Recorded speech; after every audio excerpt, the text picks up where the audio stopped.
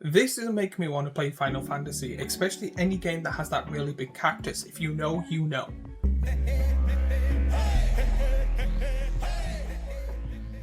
They announced the 4 commander decks that are coming out in the Final Fantasy deck later on this year. So in this video I'll be going over all 4 of the commanders, just the commanders themselves, giving my thoughts and opinions on them and different ways you could possibly build them.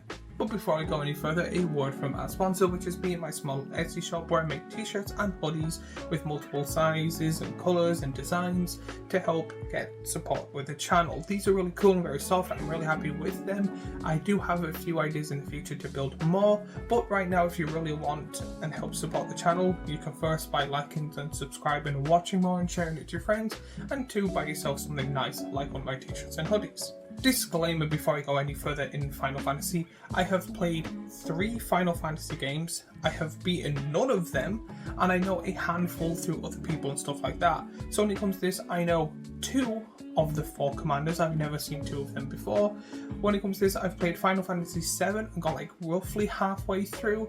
I've played Final Fantasy 13 and got stuck on the 2 bite parts that combine, so again didn't really get any far. And then I played one, I cannot remember the number, but it is one where you're able to get Vi as a playable character, and that's where my username kind of came from, WeCJ. It is a very weird and complicated story. If you want to hear it, let me know in the comments down below and I will make a video on why my username is WeCJ. When it comes to this, I will not be talking really about the Final Fantasy stuff, I'll just be going over the commanders, giving my thoughts and opinions on them and showing different ways that you could potentially build them and possibly cards that go well with them. So let's start off with the first one being Terra, Herald of Hope. For a red, white and a black, you get a legendary creature, human wizard warrior that is a mythic. Trance. At the beginning of combat on your turn, mill 2 cards. Terra gains flying until end of turn. Whenever Terra deals combat damage to a player, you may tap 2. When you do, return target creature card with power 3 or less from your graveyard to the battlefield tapped, and is a 3/3. When it comes to these characters of Final Fantasy, I know nothing about them, I don't know the story, don't know anything like that. I know and I do like that it shows which Final Fantasy it is from at the bottom of the card. When it comes to this, I do love commanders that have an ability and then have an ability that helps with the other ability. There's a lot of commanders out there that will be, for example, you get a mill cards but you don't get to get them back. And then there's other commanders that you get stuff back, but you don't get to mill stuff, so you need to kind of put all that in your deck. This is a good commander because it is cheap, it's only 3 mana for a 3/3 with... It has flying technically, because if you mill yourself and you don't have any cards to mill, you're out the game before it gets flying. So again, that's kind of meh, but I do like that it helps mill and then bring stuff back. So I do think this is actually quite a good commander straight off the bat. Now when it comes to cards that I would definitely put in, 1, the colourless amulet that lets things enter untapped instead of tapped. Definitely putting a soul ring in here for that ability for early game. If you get a soul ring turn 1, you then attack turn 3, we'll say, then you mill and then get something back on that same turn because that soul ring's still there. When it comes to this, I'll be solely focusing on, again, creature cards that are 3 or less mana, but I would also like to be putting a large amount of ramping, so when you bring something back, you're able to still play maybe 2 or 3 cards in your hand. Now the hardest thing when it comes to this would be the draw, but with all 3 you're still able to do stuff. So I do think this is still quite a good commander straight off the bat, where I can't really picture many other cards going in. Probably they're going to do a Sun Titan because it has roughly the same ability, and they usually do that in every deck. I do think a large amount this is going to be a creature heavy deck, possibly also enchantment / artifacts depending on what they do. I would really like to put stuff in that when you play a creature it does damage equal to its power to something else, or it does 1 damage to its opponent, because you're trying to play a load of creatures, get them killed, replay them. I think that'll be a good way to win. So let's go on to the second commander now, and apologies because I'm going to so butcher this name, but the second commander I'm going over is your Stola Knight's Blessing. For 1 white, blue and a black, you get a legendary creature, Cat Warlock, that is a mythic. Has vigilance. At the beginning of each end step, if a player loses 4 or more life this turn, you draw a card. Whenever you cast a non-creature spell with mana value 3 or greater, your Stola deals 2 damage to each opponent and you gain 2 life, and is a 2/4. So 4 mana for a 2/4 with Vigilance is okay, I guess. I do like that it has Vigilance. The first kind of main ability other than Vigilance is pretty much Monarch with extra steps. They don't get Monarch, but if someone loses 4 or more life, you get to draw a card at the end of your turn. So again, it's kind of Monarch, but it's harder for you, but also they do not have the ability to get it. But then the first ability is really easy to do because you just need to cast a spell that's 3 or more mana. That's a non-creature spell. This is very easy to do because if you're usually playing a 4-player game, you're doing 6 damage for each card you play, but then you're gaining 2 life. I say a lot of life gain would be very good with this. I do think this is going to be a very instant heavy deck or an enchantment heavy deck. I think you can play it both ways.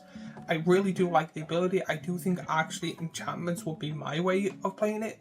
Playing enchantments that, oh, give you command a double strike. Oh, maybe a lifelink, especially if you then play an instant or sorcery that's 3 or greater, but then you get to do 2 damage to your opponent, you gain 6 life, then you gain the extra 2. That's an amazing amount of health for just playing we'll say a counter spell or something like that. That is 3 or more mana. I do like the different ways you can play this because again, personally, I would rather go for enchantments and give us this many keywords as possible. You can also go the token route. You can go like big spell, counter spell. This can be a great counter spell deck where you just put every single counter spell that's 3 or more mana and just annoy your opponent. There's also good life gain, angel token deck. I think this would actually be good with the amount of life you get. I do think this has a lot of possibilities. Plus, since it's also a cat warrior, this would actually make a really good cat deck. That is possibly my favourite thing about this commander. It has different variations of playing. But now let's go on to the third commander. This one I kind of know from 10 and the memes of him laughing and that terrible laugh. I'll try and put the clip in now.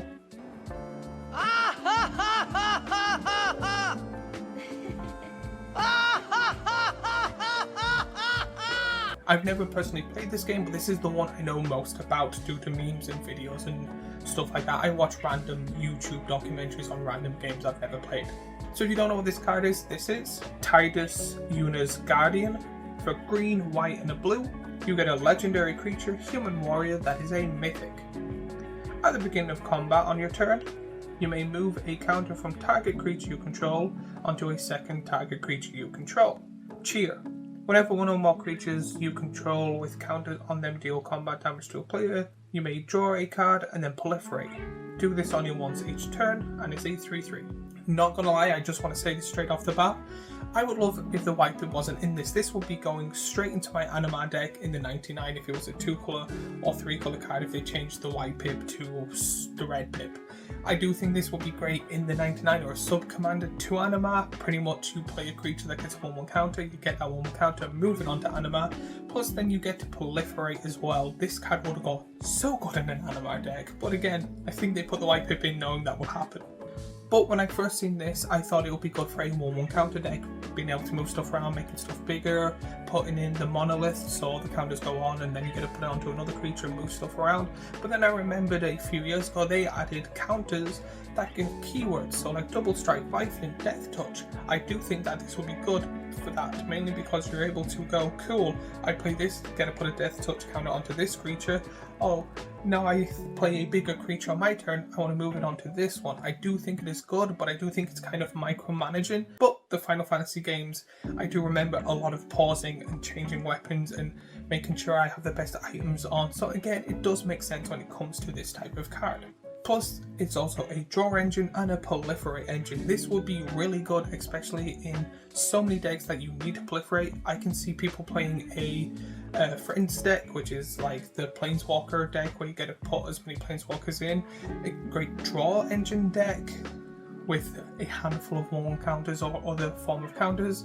This is not as big and broad as the other two, but I do think this is still a good commander, especially for 3 mana, you get a lot from it. But now let's go on to the final commander, which is again, in my opinion, the most known character or the most known good guy in any Final Fantasy game, Final Fantasy VII, Cloud. When it comes to this, the card says, Cloud ex-soldier, for 2 red, green and a white, you get a legendary creature, human soldier mercenary that is a mythic. Has haste. When Cloud enters, attach up to 1 target equipment you control to it. Whenever Cloud attacks, draw a card for each equipped attacking creature you control. Then if Cloud has power 7 or greater, create 2 treasure tokens and is a 4/4. So again, I just want to say straight off the bat, there is the joke of ex-soldier, but still a soldier card. Doesn't make sense. Again, just throwing that out the way. This card is absolutely amazing. 5 mana for a 4/4 with haste already is really good, plus the abilities work very well. This seems to be a Voltron deck, but not focusing on the commander, focusing on multiple. The more kind of equipments you have onto multiple creatures, the more you get to draw, the more you get to play, plus then you get treasure tokens which help you get more. I do think a big key thing if you build this deck at all is to get as many treasure tokens as possible, or as much ramp as possible. This seems to be a deck you need a lot of mana for, mainly because you need to play the artifacts and then equip them. I do wish it had a blue pip, mainly because I'm an omniscience lover. I would love to be able to just go boom, boom, boom, boom, boom, boom. I have an army full of equipped creatures. I get to draw my hand, main phase 2, playing a bunch of cards. But that's just how I play. From what I know of Cloud, which is very little, I do think this is a really good card for him and really powerful. I do really like this, that you get to equip stuff on for free. I do think they are going to actually make a sword as an equipment and it's going to be in this deck. Or it's going to be too powerful that they just put it in the set and everyone just plays it to put it in. I'm not sure if it's because it's Final Fantasy 7 and if you have 7 or more power, you then get to do things. So I think they might be adding a few cards that if you do stuff with number 7 in, like if you draw 7 or more cards, or if you have a creature with 7 or more power, other stuff happens on top. When it comes to this, I'm actually going to say I'm going to actually think playing the cheapest equipment or the cheapest cost equipped is probably the better way.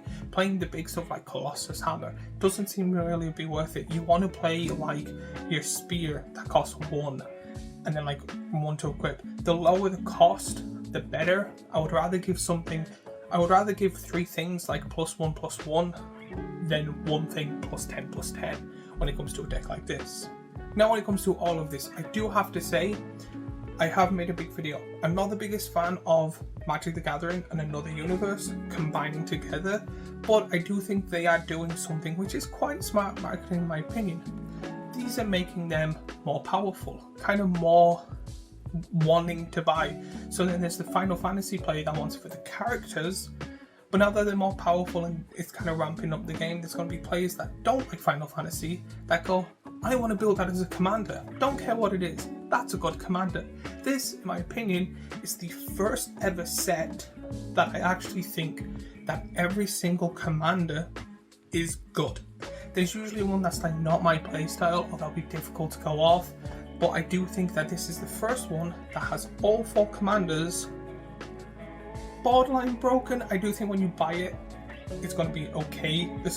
I actually think personally the deck is going to be worse than the majority of them, but that's to balance it out. They're going to go, ooh, look, a really shiny commander, and everyone's going to buy it and then go through the deck and they're like, there's way more upgrades than there usually is to put in a deck.